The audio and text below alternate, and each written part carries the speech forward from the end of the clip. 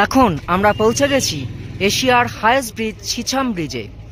এই দেখতে পাচ্ছেন ছিছাম ব্রিজ, 13,596 ফুট উচ্চতায় এই ব্রিজ এশিয়ার হাইয়েস্ট।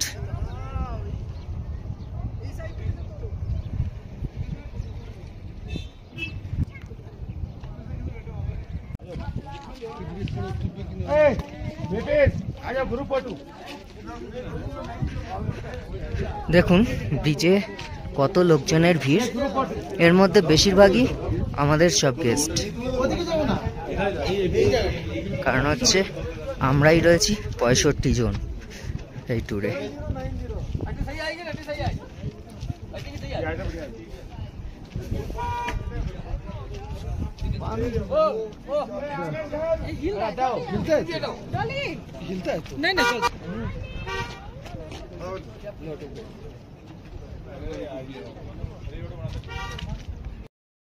এশিয়ার হাইয়েস্ট ব্রিজ ছিছাম ব্রিজে এখন হেঁটে বেড়াচ্ছি, একটা অনবদ্য অভিজ্ঞতা। কিছুক্ষণ আগে কি মনেস্ট্রি দেখলাম, যেটা এশিয়ার হাইয়েস্ট মনেস্ট্রি, আর এখন এশিয়ার হাইয়েস্ট ব্রিজে রয়েছি।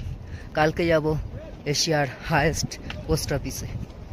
এখানের আকাশ দেখুন, শরতের আকাশের মতো পুরো একদম নীল আকাশ।